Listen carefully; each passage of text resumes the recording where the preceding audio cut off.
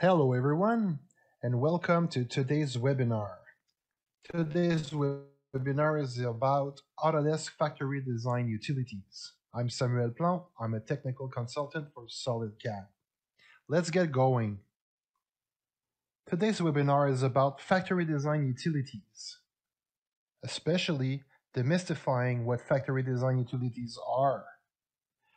Factory design utilities are not a software per se. They're a set of tools that are embedded in AutoCAD, Inventor, and Navisworks.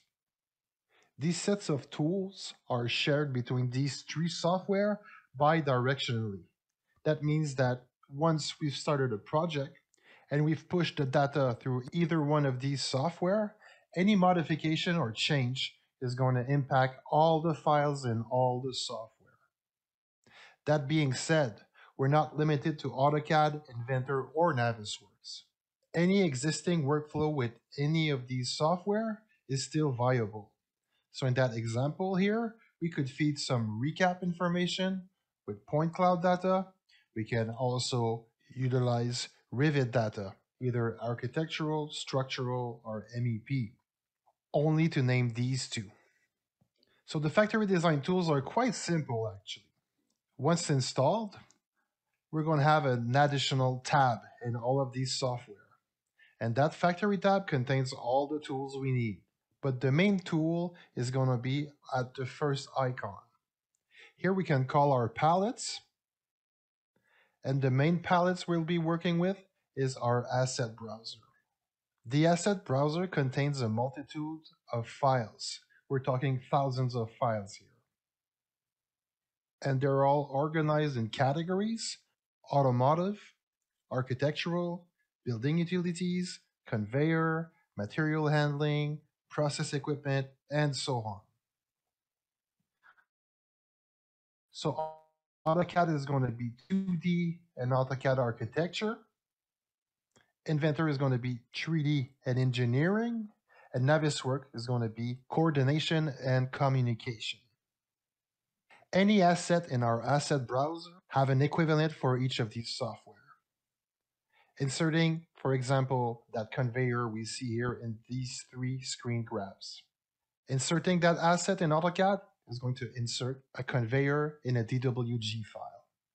Inserting that same asset inside of Inventor in an assembly is going to insert a parametric 3D model. And once pushed to Navisworks, it's going to be converted to a mesh model, and it's going to be very light and easy to use.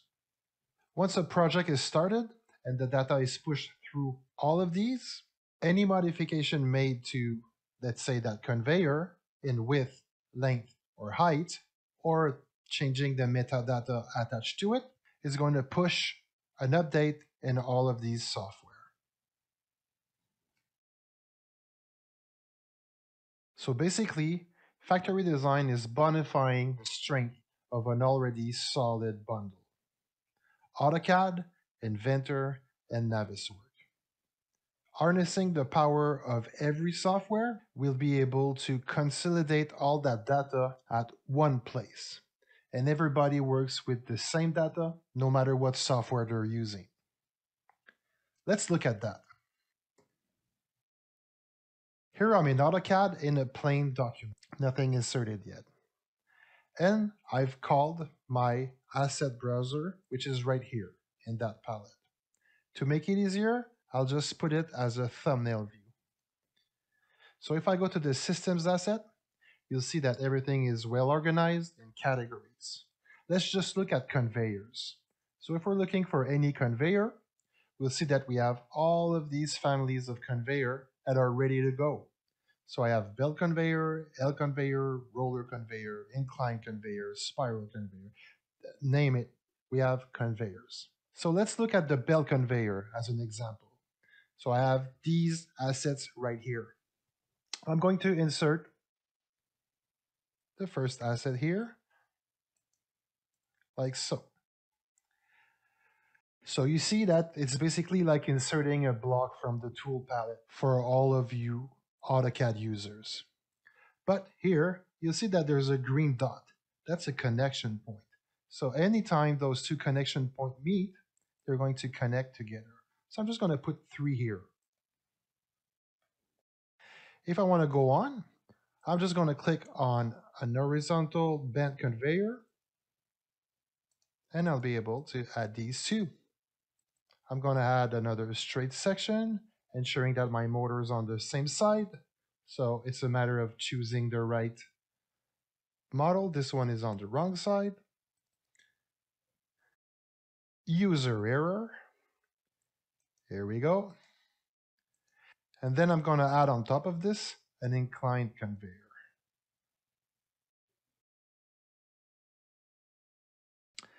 So these are just like blocks, and as I'm orbiting around, we see that it's only 2D. I'm going to go back just to add some more asset. I'm just eyeballing this here just to show the workflow with the assets for factory design. So I'm going to go to process equipment, and let's say I want a blender. So I want a blending machine. I'm going to add this one here. So we see that this one is not downloaded yet. So all I have to do is say, okay, because there are thousands of assets and they don't all download at once. So you see that the download is very efficient and quick. And now I'm able to use this one. Let's do another one for the vertical blender. So clicking on it, waiting for it to download, and it's only a matter of seconds, and we'll be able to utilize these. I'm going to go back, and let's say I want to have some safety equipment.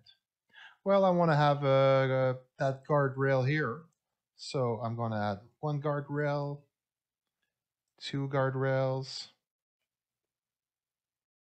Maybe I'm going to align this one here. This is AutoCAD, so I can still use my AutoCAD tools.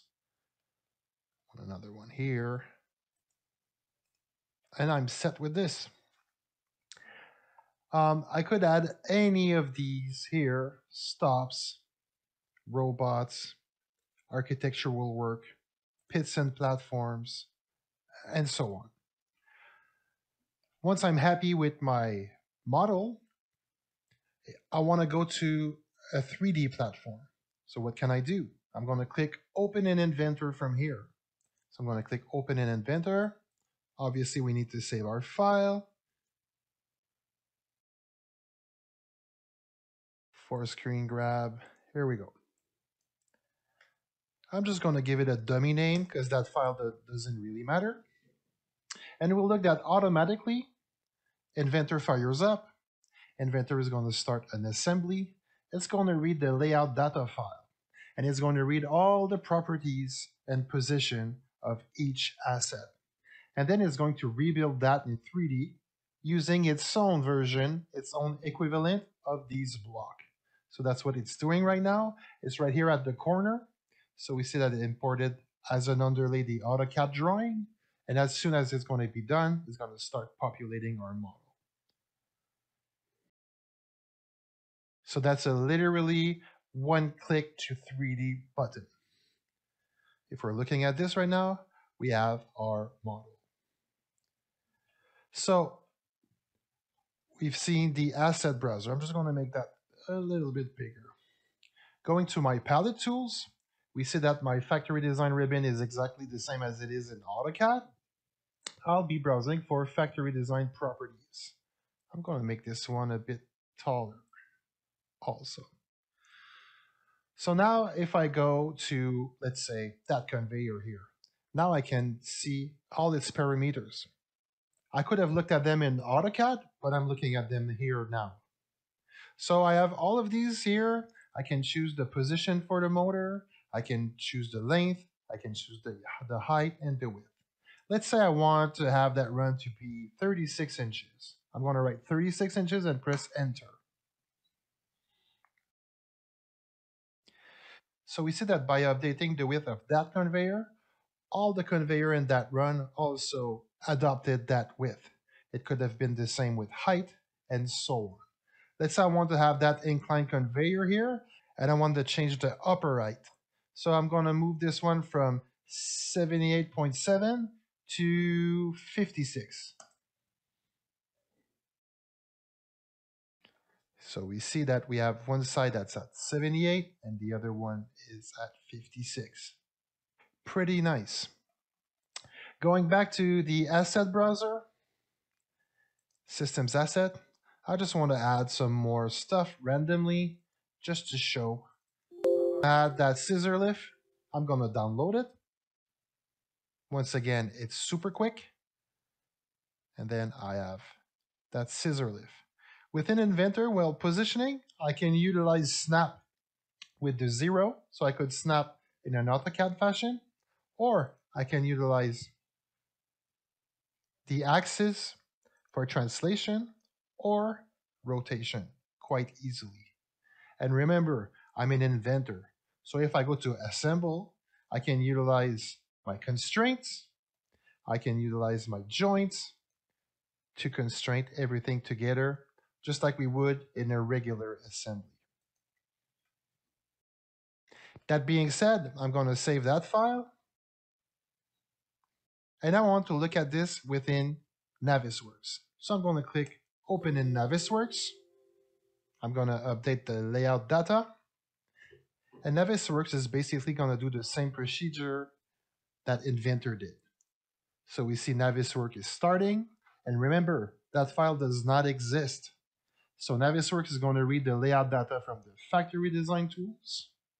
It's going to take its own equivalent of the assets, read all the properties and the position, and build it in its own native format.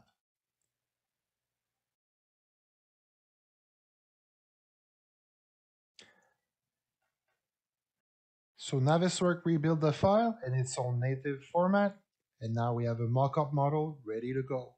We see we have the AutoCAD underlay, we have the 3D model from Inventor, and we can easily start to visualize our file. We can save viewpoints, we can start to do design review and markups, we can do clash detection, timeliner, quantification, and so on. Just a great set of tools. Let's just close this one. Go back to Inventor. We have our model. If you want to look at that new version inside of AutoCAD, we just have to click Open AutoCAD. Obviously, we need to save the file. The layout data is being rewritten. AutoCAD is reading it, and it's just adding the 2D equivalent of these files at the same location with the same properties. Here we go. We have an updated file to go. So that's the basic workflow. We do 2D layout in AutoCAD. We push it to Inventor, where we have a 3D model. We can add our engineering to it, and then going to Navisworks for coordination.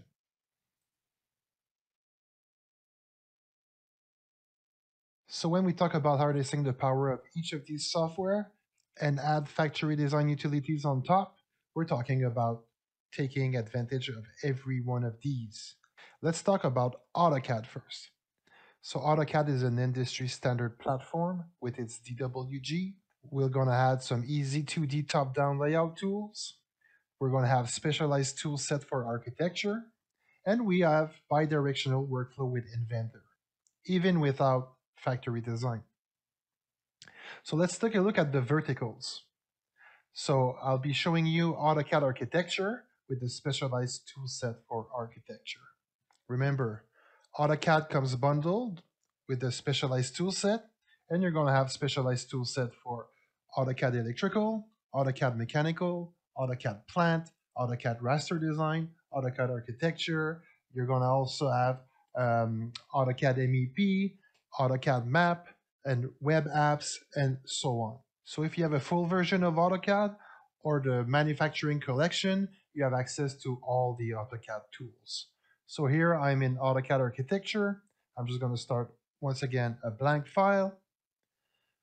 So if you've never seen that vertical before, you'll see that it's plain old AutoCAD, and we'll be working with the same workflow and the same UI. If I go to the Home tab, right away, we'll notice that our tools are different because they're aimed at architectural drawing. Not only our creation tools, but also our annotation tool. You'll see that our annotation are different because they're aimed at automating architectural drawing. We have door tags, windows tag, we have tools for schedules, we are going to have automatic sections and elevation, and so on. Going back to our creation tab, this is where it gets interesting.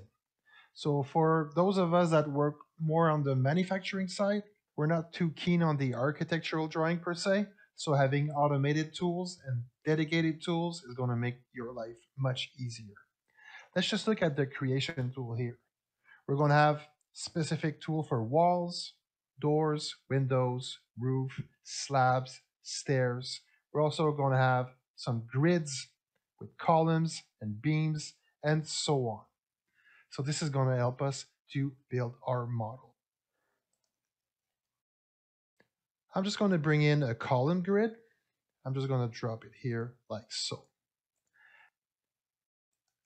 And then with that grid, I'm going to insert some columns. So I look at the columns here in my design tool. I'm just going to make that one a bit bigger so it's easier to see. Like this. We have all sorts of columns. So right now I'll just go with some, but for now I'll just use the standard one.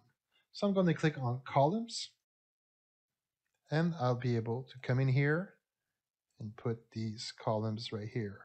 I'm just going quickly.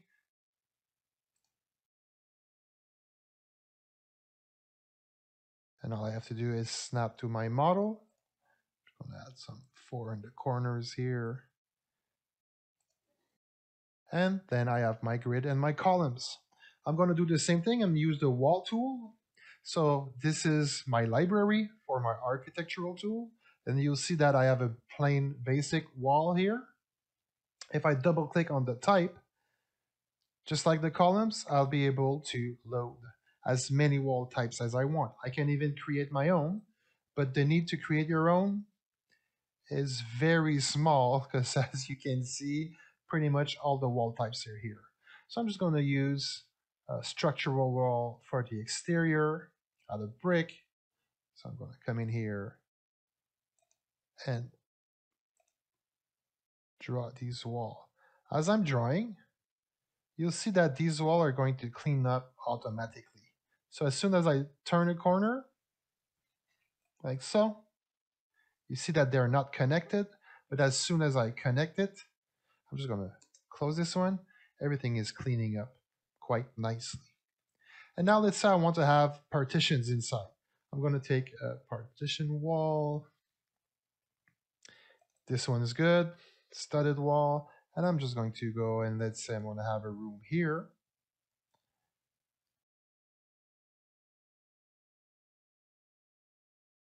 To here. So you see, I snap on the center line and my walls clean up automatically. Let's say I want to divide that one.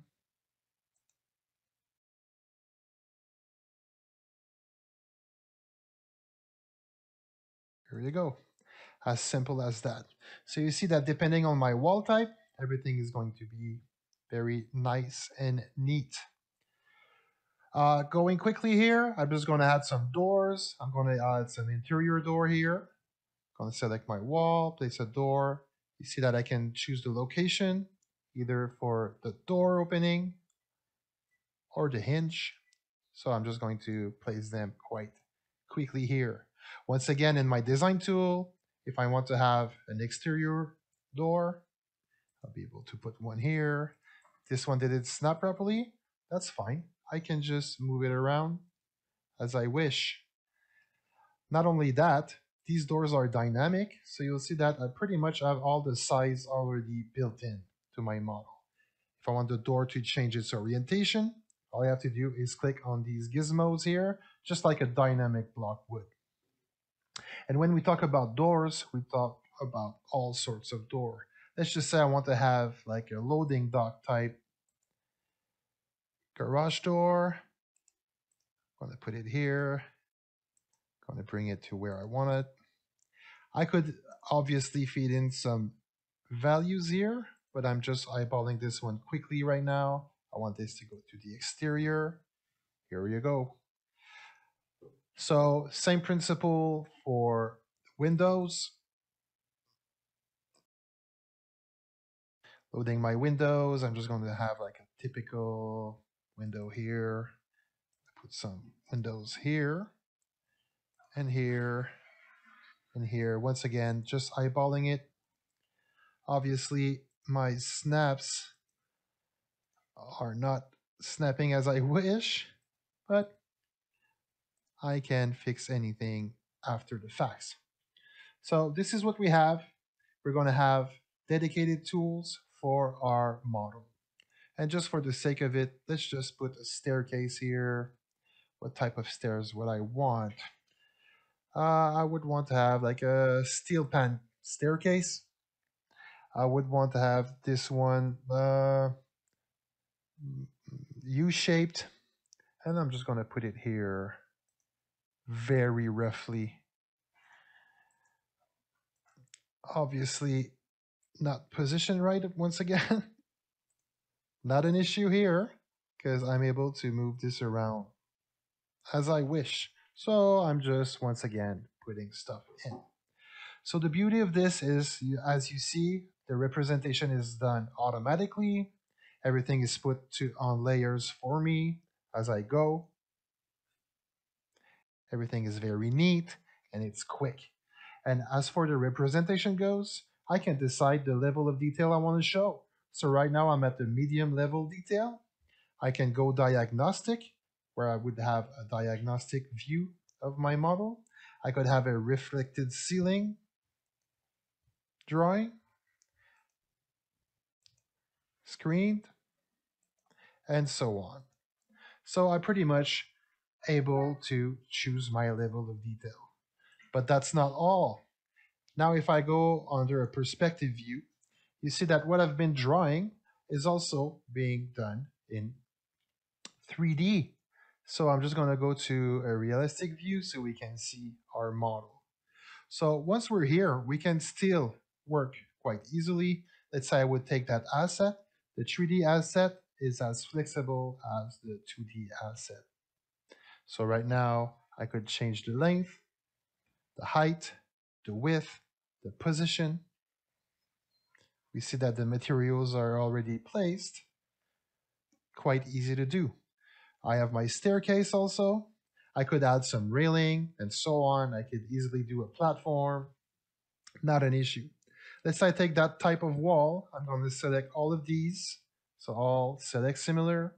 And I'm going to do pretty much like we would in factory design. So the workflow is the same. I'm going to go to my properties. And then I'm able to modify pretty much anything here. And I want my walls to be 12 feet high.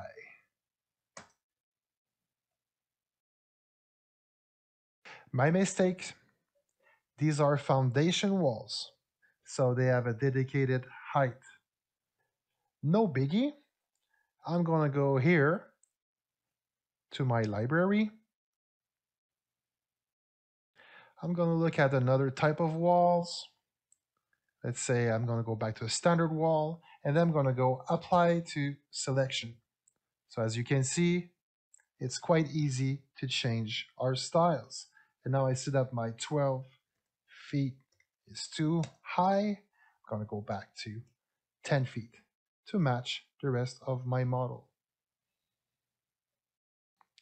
So there you have it.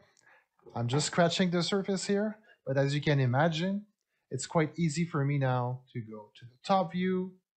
And as you see, as I move back to my top view, I go back to my 2D representation, and then I would just switch tab, call my factory browser, and I would be able to start doing a layout right here.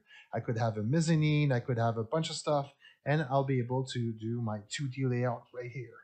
And once I'm done doing my 2D layout, I can just come in here and send all of this to Inventor with one click of a button.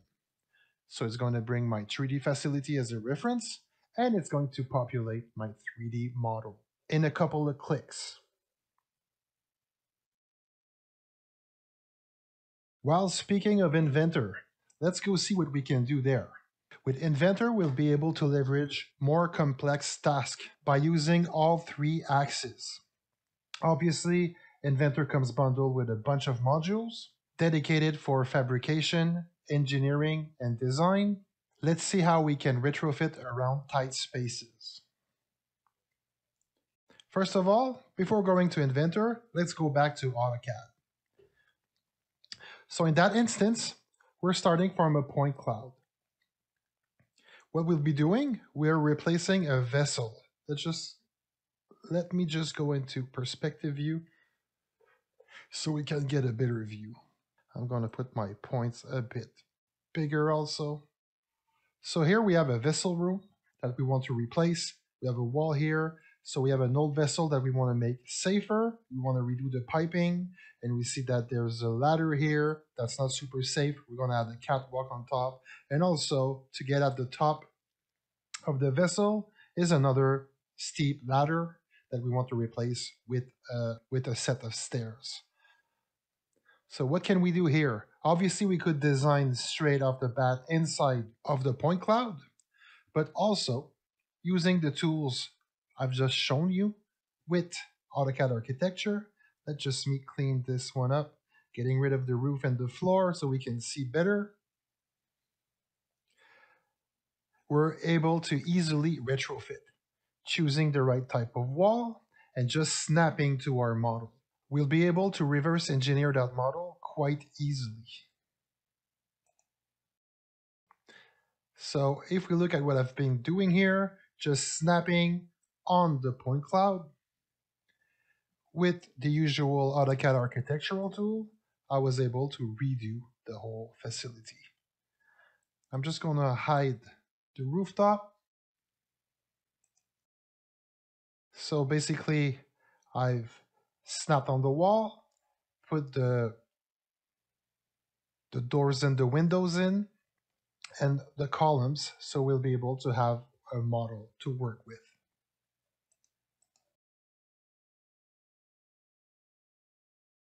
Hiding the point cloud, we're left with a nice, clean facility. Not only that building is going to help us to design, but we're working with the actual as-is state. So we see that the walls aren't perfectly straight. We see that this wall caved in a little bit, and we're working with odd angles. We also have the right position for the columns, and so on. Once in Inventor, we're going to have a scene that looks like this. Let me go into perspective. With great ease, we'll be able to design in context. So a bit of work has been done. So there's a vaporizer that's been inserted.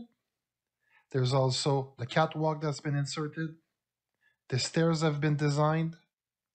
And we've inserted also the assembly for the new, more modern vessel. So as you can see here, my facility has a reference. It's a bit in the way because right now it's active. So I'm just going to disable it so it's kept as a reference. Now we're going to have an easier time to work. Now we're ready to work around and finish our piping in tight spaces. Here, we're using the tube and pipe module. So the vaporizer is on its way, being connected from underneath to the vaporizer.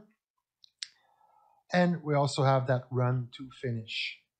We see that this run needs to go straight and then go up around that wall and then go down to reach another piece of machinery. This is going to be a breeze with tube and pipe. So I already have my assembly here, and activating the module is as simple as clicking on it. To create a tube and pipe run, all you need to do is go under Environment and click on Tube and Pipe, and this will add a tube and pipe subassembly. But for now, I just want to go to my dedicated run and activate that one. Tube and pipe takes its part from the content center. So for pretty much anything I would need, tubes, pipe, bend tube, flange, elbows, reducers, flexible hose, name it, it's already in there. And they are predefined families that we can choose from. For now, I already choose my flange 4 inches style. So to finish my route, I'm just going to click here and then decide where I want to start my route. And I'm going to give a direction. So let's say I want to go in that direction, 50 inches. Automatically, that creates my pipe. It added my flange to the connection, and I'm ready to continue. So here I can decide which direction I want to go to. So now I want to go up 24 inches. As soon as I do so, it's going to add my elbow and the length of pipe I need to get that overall 24 dimension. Going around that wall now, I'm going to switch direction again. So in that direction, I want to go the other way around, and I want that to be 24 inches. So now I'm violating the rule here for the smallest pipe available. So by adding this segment here, I'm adding another elbow, and I'm going to end up with a pipe that's smaller than what my design allows. So what I'm going to do, I'm going to terminate this, and I'm able to come back and give myself a bit more length. And as soon as I meet my criteria, I'm able to populate my route. Maybe that's a bit too much. I'm going to go 26. So no violation here. So I can continue. I'm going to click on my route, and now I want to go down 34 inches. Once again, I'm under my design criteria. I'm going to say done, and I'm going to give myself a little bit of wiggle room. Here we go. So now I went over the wall, keeping with my design intent, also respecting my family rules, and I'm pretty much good to go. So this is just a small example of retrofitting around an existing model. So if I finish my route for my tube and pipe, I'll be able to enable my building back so we can see it as a solid. Here you go.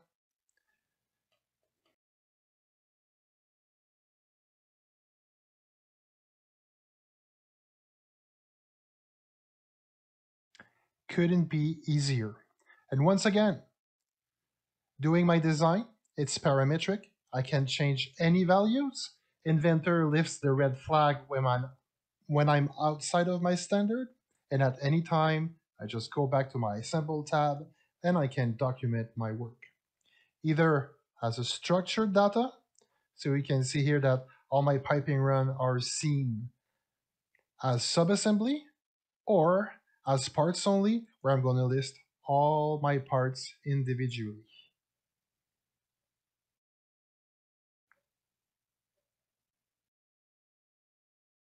Giving me part numbers, length, and so on.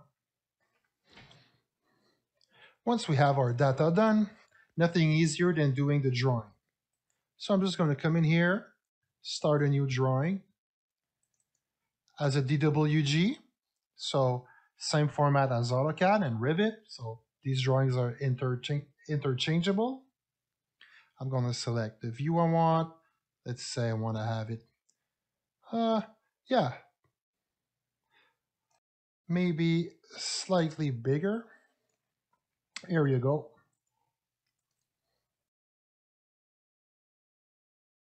I want to have, yeah, just the plain drawing for now, for what I want to demonstrate. So here we can see that I have my drawing that's projected in 2D. Nothing easier. Now, if I want to have my section views, I'm just going to come in here, draw my section line. I'm going to do a partial one for this one. And then I'm going to go down to place my view.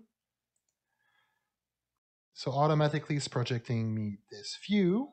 It's annotating my line. It's annotating my view also. I'm just going to put the text here.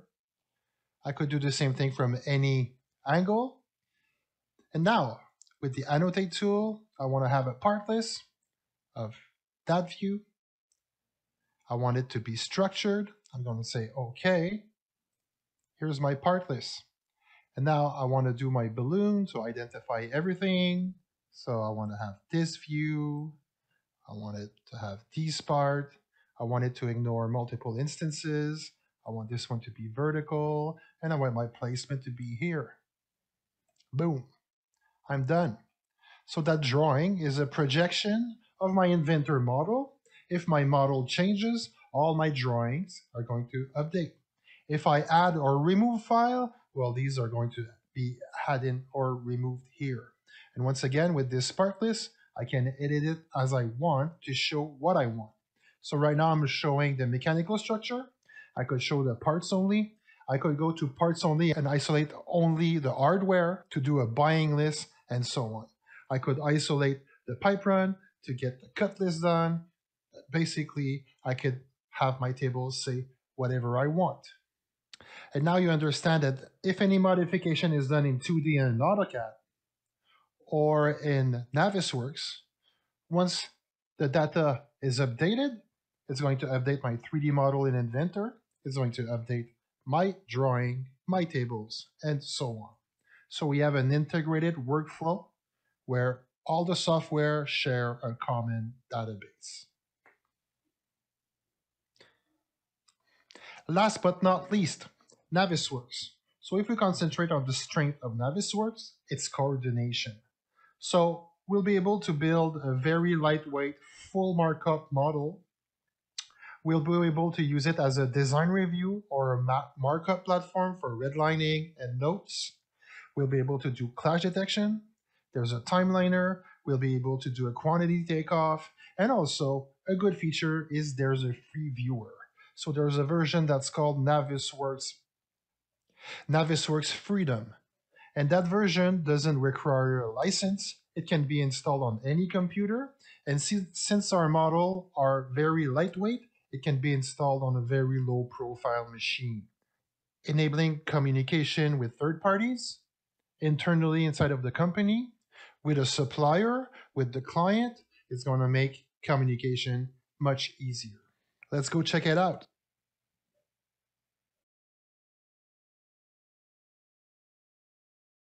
So here I'll just go in and open a file that was done prior, obviously. Here we have a whole facility. So if I come in here and I go to my selection tree, we'll see in that layout, we have data from Inventor, we have data from AutoCAD. Here there's some hidden stuff because I don't want to show it right now, but from CATIA, there's some steps, there's some stuff from SolidWorks, Revit, obviously. So this is the full mock-up model. Going to my viewpoints, we'll see that it's going to be quite easy with the named view to go around. So inside of that factory, this is the maintenance shop. I can go and look at the shipping. I can go look at the assembly. At the click of a button, I can go to a precise location, lock to a precise view. So it makes communication and enable everyone to know exactly where to go and where to look. There's a cool feature also. I can activate the gravity and a third person giving me an avatar. And I can use the walk feature to go around at the third person like I would in real life and have a real perspective view of that facility. Also activating collision, it's going to prevent going through anything in 3D. Not only that, if we go like a set of stairs, we're actually going to go up. And from here, I can look around and have a real life view with a real perspective of how that facility is going to feel. Going back to my welding station now. Let's look at the clash detection. So here I'm going to update and run the test. So here we see that we have a couple of clashes. Basically, it's the sprinkler system going to the venting system of the welding station. So if I want to annotate that, It's going to be quite easy. I'm just going to select a point of view where we see the clash clearly, like so. I'm going to terminate the clash detection, and I'll be able to go to my review, add a point cloud, a revision cloud, I mean, and I could also add a note. This one is going to be simple. It's going to be called clash. So now that created a new viewpoint. So the same way I was going around the model, I can go back to my maintenance shop. If I come in here, I can come back to that clash. I'm going to rename this one Clash 1. Every time I click on that view, I'm going back to that view with the annotation. Couldn't be easier. I'm going to go to another file because I want to show you the timeliner.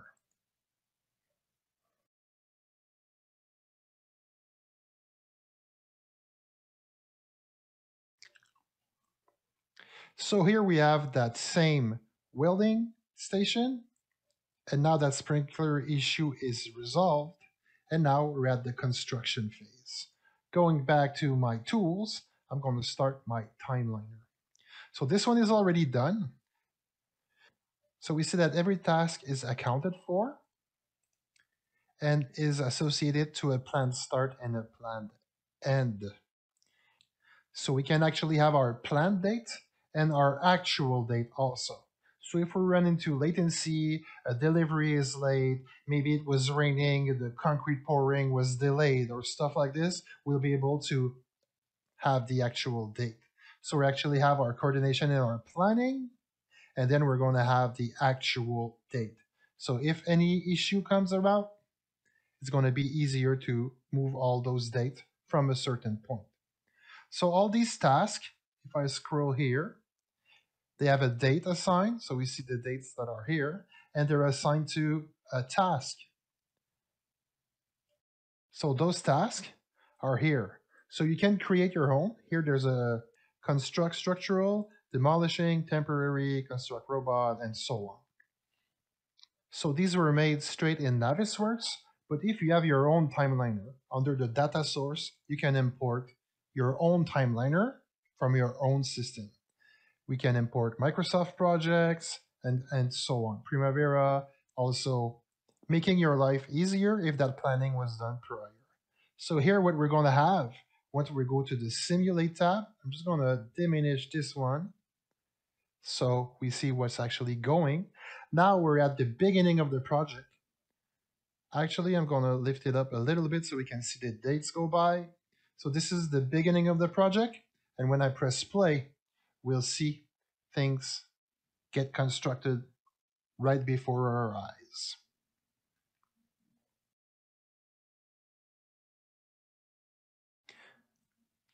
So with the color code, when you see stuff with some color code, it's just that it's being built, and as things are getting finished, we're seeing the shaded model. So now it was set to a pretty fast pace, but this gives you an idea on how you can coordinate and plan the construction for your projects, big or small. So we see that with the Factory Design Utilities, we're going to have specialized tool to create quick layout in 2D and 3D, and we'll be able to harness the power of every software within that suite. You're going to have great advantages. So streamlining your design in a non-linear fashion where everybody in their disciplines work inside of their software sharing a common database.